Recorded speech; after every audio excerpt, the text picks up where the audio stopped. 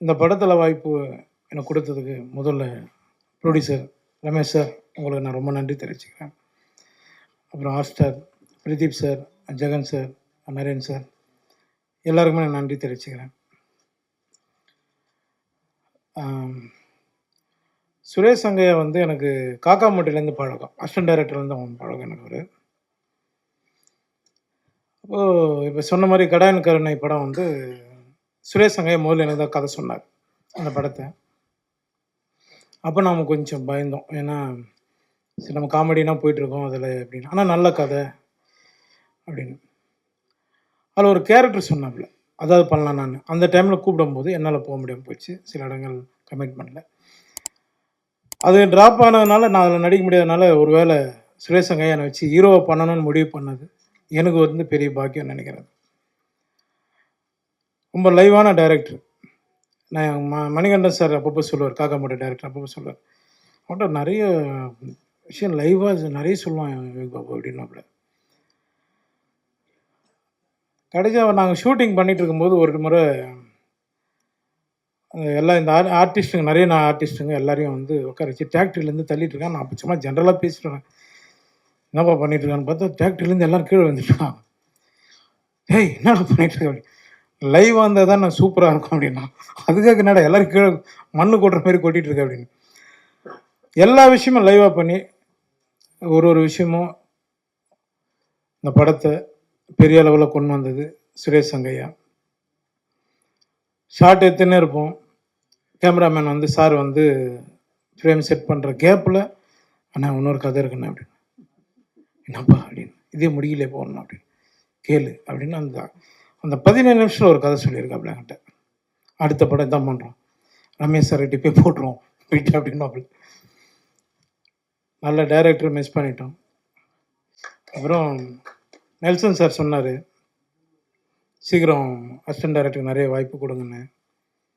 நான் நிறைய பேர் கொடுத்துருக்கேன் சார். சுரேஷ் சங்கையா அசிஸ்டண்ட்டு 5 பேர் எனக்கு கதை சொல்லியிருக்காங்க. அதுவும் பேர்லாம் சொல்லாதீங்கப்பா, யார் பாச நண்பா நீங்கள் ஒன்றும் சொல்லக்கூடாது இல்லை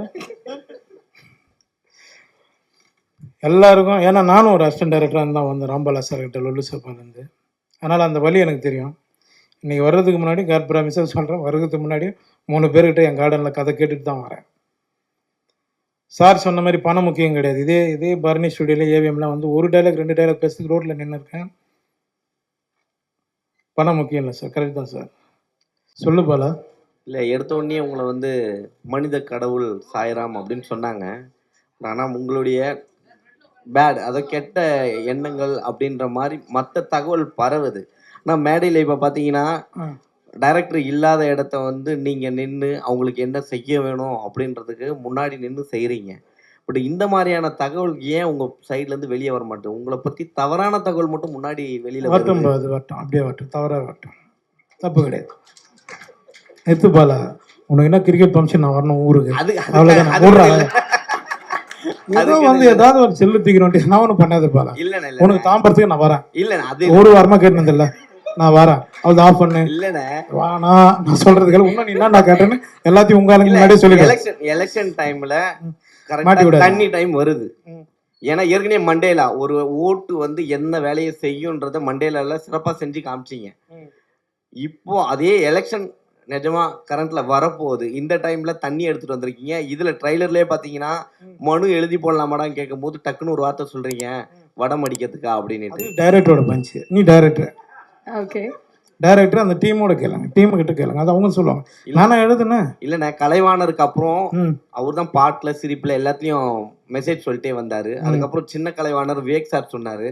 அந்த இடத்துக்கு யோகி பாபு சார் வந்து கொண்டு இருக்காரா? அது நீ சொல்லி தான் தெரியும் நான் வந்திருக்கு அந்த இடத்துக்கு. ரொம்ப நன்றிப்பா. இவ்வளவு பேர் கேட்கல. ஹாப்பி. செயின் எங்கிருந்து வாங்கினேன்? வாங்கிட்டு 3 பிரஸ் மீட் போய் ஏய்